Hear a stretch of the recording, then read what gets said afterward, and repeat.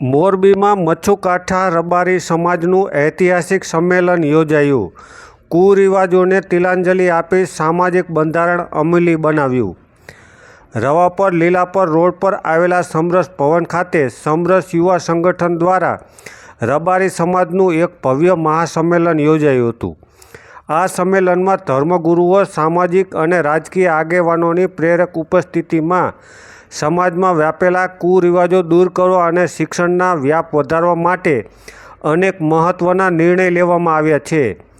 મચ્છુકાઠાના વિવિધ ગામોમાં લોકસંપર્ક અને સૂચનો મેળવ્યા બાદ તૈયાર કરાયેલા આ નવા સામાજિક બંધારણની જાહેરાત કરવામાં આવી હતી.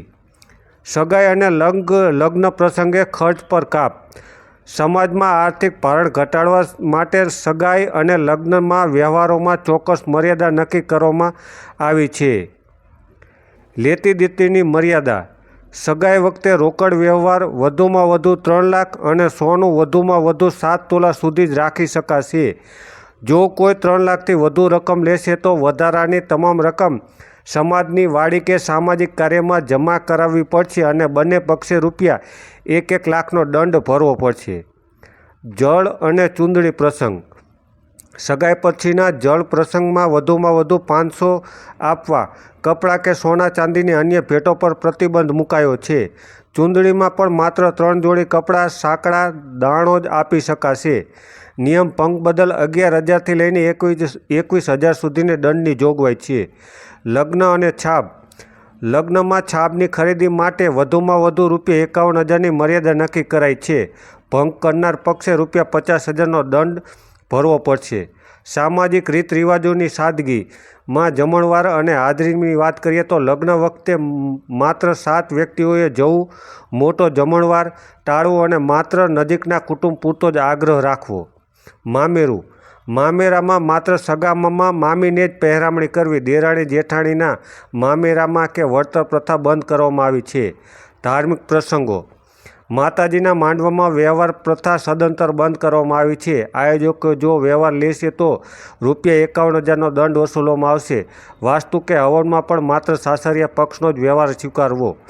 મરણ પ્રસંગના નિયમોમાં મોટો ફેરફાર. સમાજે દુઃખના પ્રસંગમાં પણ આર્થિક અને સામાજિક શિસ્ત જાળવવા નિર્ણય લીધો છે. મરણ પ્રસંગે લૌકિક પ્રથા માત્ર 3 દિવસ રાખવી. મહિલાઓ દ્વારા કરવામાં આવતી કોટકાણ, રુદન પ્રથા પર સદંતર પ્રતિબંધ મૂકવામાં આવ્યો છે. મરણના જમણવારમાં સાદું ભોજન રાખવામાં અને શ્રાદ્ધ, રાખ પાંચમના માત્ર નજીકના કુટુંબીઓને જ આમંત્રિત કરવા જણાવાયું છે. આગેવાનોનો સૂર.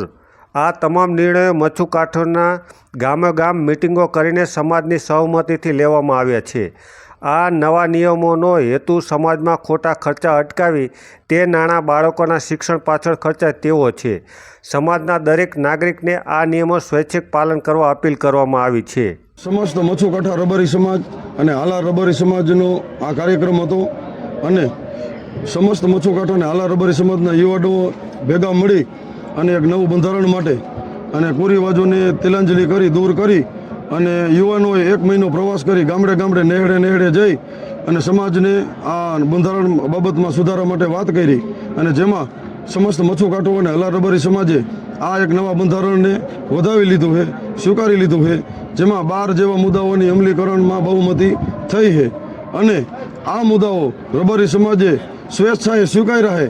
છતાંય કોઈ આ મુદ્દાઓનો ભંગ કરશે તો અમારા સમાજ તરફથી ધારાધોરણ મુજબ જે દંડ નક્કી કરવામાં આવ્યા છે તે દંડ સમાજની સાથે એને ભરવા પડશે અને શક્ય જરૂર પડશે તો એમાં સમાજ એને ઘણું બધું સમજાવશે.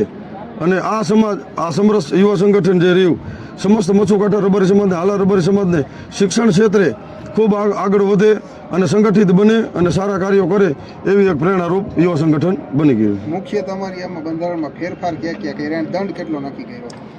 મુખ્ય મુદ્દાઓમાં જે દહેજ પ્રથા જે આવે, કન્યા વિક્રય, એવા કોઈ પણ પગલું ભરશે બંધારણમાં જે નક્કી નિયમ કર્યા એ મુજબ તો એનો અમારા સમાજ મુજબ જે દંડ નક્કી કરેલો છે એનો ₹1,00,000 જેવો અંદાજિત અત્યારે દંડ છે અને એ જે દંડની રકમ રહી એ સમાજના શિક્ષણ પાછળ વાપરવામાં આવશે, સમાજ કલ્યાણના કામમાં વાપરવામાં આવશે, દીકરીઓના લગ્ન કરી અને પરણાવવામાં એનો એ રકમનો ઉપયોગ કરવામાં આવશે.